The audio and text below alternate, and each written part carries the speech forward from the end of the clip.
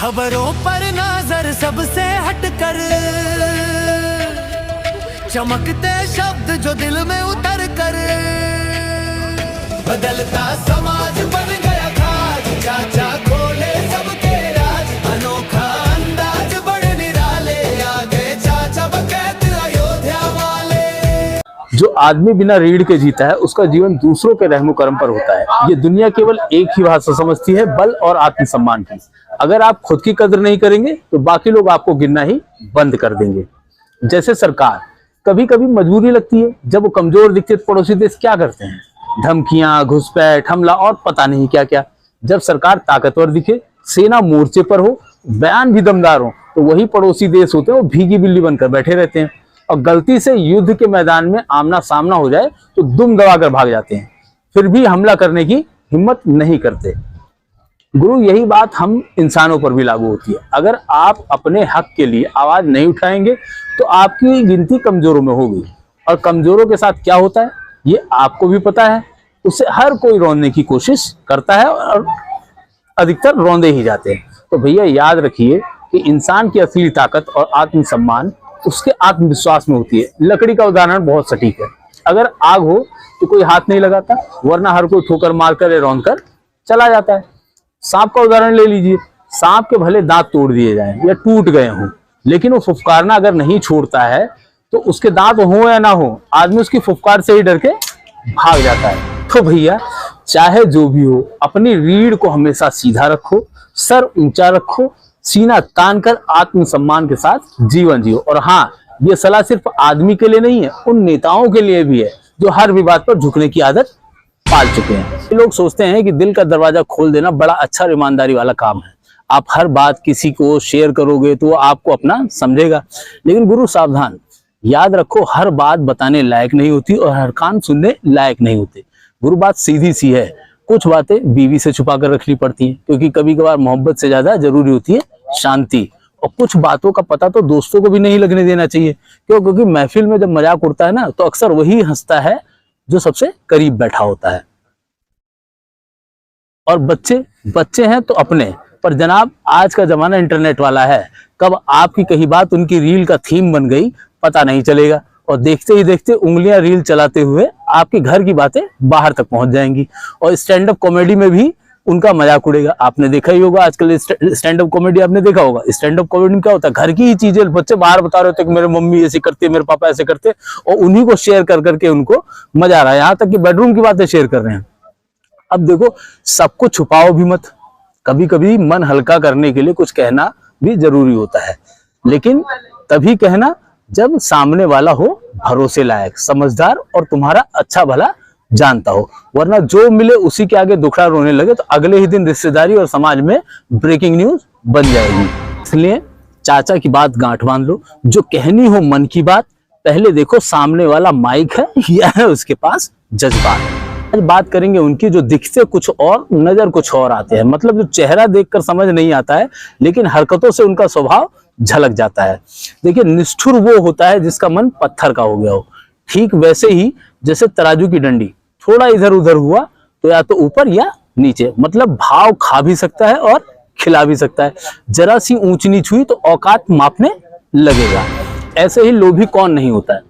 वो जो कहते हैं ना कि हम किसी के काम में टांग नहीं अड़ाते, उसे किसी के अधिकार से कोई मतलब नहीं है, तो वो लोभी नहीं हो सकता, क्योंकि लोभी तो दूसरों की थाली में झांकता ही झांकता है। अब अगली बारी उन लोगों के जो दिन रात खुद को सजाते रहते हैं। रसिक लोग तेल ऐसे लगाते हैं बाल में जैसे विधायक की शपथ लेने जा रहे हो। और याद रखो, जो आदमी हर वक्त शीशा घूरता है उसके मन में अक्सर कोई ना कोई खालीपन होता है। जिसे अपनी शक्ल की फिक्र नहीं है वो काम वासना का भूखा नहीं, चैन से जीने वाला होता है। मतलब जिसको सजने की फिक्र नहीं वो काम वासना का गुलाम नहीं, वो ठहरा हुआ पानी है भैया। मन शांत है उसका, उसमें उफान नहीं है। उनके बारे में सुनो जो ज्यादा बोलते नहीं है, मतलब ज्यादा बकवास से दूर रहते हैं। वो मक्खन नहीं मारते। बातूनी नहीं होगा तो चापलूस तो हो ही नहीं सकता है, क्योंकि चापलूसी के लिए खुशामद करनी पड़ती है, उसके लिए मक्खन मारकर जुबान चलाना पड़ता है। तो लोग बात करने का जो उनका तरीका होता है वही बता देता है कि स्वाभिमानी है या चापलूस। और आखिर में वो लोग जो सीधा बोलते हैं, चाहे कड़वा ही क्यों ना लगे, समझ लो वो ठग नहीं हो सकते हैं, क्योंकि ठग मीठी मीठी गोली में जहर छुपाते हैं और खरा आदमी सीधा बोलकर चखा देता है। इसलिए सावधान रहने की जरूरत है, कड़वा बोलने वाले से नहीं, चापलूसी करने वाले से। तो चाचा की बात याद रखो, जो निष्ठुर है वो दयालु नहीं, जो स्वाभिमानी है वो लोभी नहीं, जिसको सजने की चाह नहीं है वो कामी नहीं, और जो चापलूस नहीं है वो बातूनी नहीं, और जिनकी बोली कड़वी हो वो ठग नहीं। कहते हैं बेटा, जबान वहीं खोलनी चाहिए जहां कुछ कहने का फायदा हो, बाकी बेवजह मुंह खोलोगे तो लोग समझेंगे कि नल्ले हो। देखो, सलाह देना भी एक कला है, और बिना मांगे सलाह देना कई बार ऐसी स्थिति खड़ी कर देता है कि ना निगला जाए ना उगला जाए। किसी को बिना मांगे सलाह देना मतलब काले कम्बल पर रंग चढ़ाने की कोशिश करना होता है। जो पहले से ही हवाई ज्ञान से लिपटा हुआ हो, वह तुम्हारा या तुम्हारा ज्ञान टकरा के लौट ही आएगा, और वो भी तमाचे के रूप में। और मान लो सामने वाला थोड़ा ईगो टाइप से निकला, तो बोलेगा, भाई तू होता कौन है मुझे समझाने वाला। और अगर तेरी सलाह उसे नुकसान हो गया, तुम्हारी सलाह से उसको नुकसान हो गया, तो ठीक है, तुम्हारे सर फूटेगा, गाली तुम्हारे हिस्से। इसलिए समझदार आदमी सलाह देता नहीं है। अगर देता भी है तो सही वक्त पर, सही समय पर, और सही बंदे को, और सही अंदाज में। बाकी बचे हुए लोगों को तो मोहल्ले का ओवर स्मार्ट बाबा समझेंगे आपको, अगर आप ज्ञान देंगे तो। ठीक है, इसलिए अगर किसी को सच में उसका भला चाहते हो तो उसे सोचने का मौका दो, ताकि कल को वो आपके ऊपर नहीं, अपने दिमाग और अपने ऊपर भरोसा कर सके। कई चीजें ऐसी होती हैं जो संभाल के रखो तो वाहवाही, नहीं तो जग हंसाई। उसमें इंसान का मूल यानी जो वो है, जिससे उसकी पहचान है, जिससे उसका आधार है, उसको संभाल कर रखना बहुत जरूरी होता है, नहीं तो नाश तय है। अब नेता कैसे बर्बाद होता है? अगर वो ऐसे लोग पाल ले जो अपना उल्लू सीधा करते हो, तो फिर वही होता है, कुर्सी बाद में जाती है, इज्जत का बंटाधार पहले हो जाता है। जनता ही नहीं, बीवी तक का भरोसा उससे डगमगा जाएगा। और ऐसा ही हाल होता है सन्यासी का।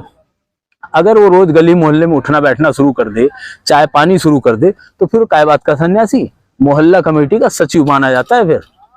और पुत्र का नाश जो है वो अधिक दुलार से होता है। बेटा ज्यादा दुलार में रहे ना तो मम्मी का राजा बेटा बन जाता है, फिर वही राजा सबका सिर दुखा देता है, घर से लेके बाहर तक समस्याओं की जड़ बन जाता है। और ऐसे ही ब्राह्मण अगर वो पोथी छोड़ के पंगत में लग जाए, बुरी संगत में लग जाए, तो भगवान उसे बचा नहीं सकते हैं। वो केवल पेट भरने और लंगोट ढीली करने पर ही फोकस करेगा, तो ब्राह्मण नहीं कैलेंडर पंडित बन जाएगा। जब घर में ऐसा लौंडा पैदा हो जाए जो खानदानी तो हो पर शराफत को शर्मिंदा कर दे। ठीक वैसे ही जैसे अच्छा आदमी अगर गलत लोगों की संगत में पड़ जाए तो फिर वो अच्छा नहीं रहता है, बस उसे देखकर लोग उसके जीते ही ये कहते हैं कि अच्छा आदमी था। ठीक ऐसे ही संबंधों का नाश भी होता है। अगर आपकी जेब खाली है तो दोस्तों के पास समय नहीं होता, सब बिजी रहेंगे। और अगर आपके पास पैसा है, आप संपन्न है, तो दोस्त जेब खाली कराने के लिए उनके पास समय ही समय होता है। आपकी संपन्नता मनमानी से खत्म हो जाती है। बांध के टूटने का कारण वही पानी बनता है जिसे वो संभालता है। ठीक ऐसे ही प्रेम प्रवास से दूरी हो गई तो प्यार गूलर का फूल बन जाता है, दिखता तो है पर किसी काम का नहीं। ऐसी औरत का नाश जल्दी हो जाता है जो किसी के कहे में नहीं रहती। खुद को रानी समझ ले तो घर में इंस्टाग्राम पर इन्फ्लुएंस दिखना तय है। और अगर कहीं आपके संबंधों के बीच चुगलखोर आ गए तो प्रेम का नाश तय है, क्योंकि मंत्र भी तभी कामयाब होता है जब छिपा कर रखा जाए, बोलो तो प्रभाव खत्म। ऐसे ही कुछ चीजें और हैं जिनका अगर आधार खतरे में पड़ा तो वो खत्म। जैसे खेती में ध्यान ना दो तो खेत नहीं, झाड़ झंझाड़ का डेमो का मैदान बन जाएगा। और पैसा, अरे भाई ध्यान से रखा तो भगवान, उड़ाया तो ठाठ से कंगाली का पक्का इंतजाम। तो चाचा बकैत समझकर चल, नहीं तो बन जाएगा मजाक का पल।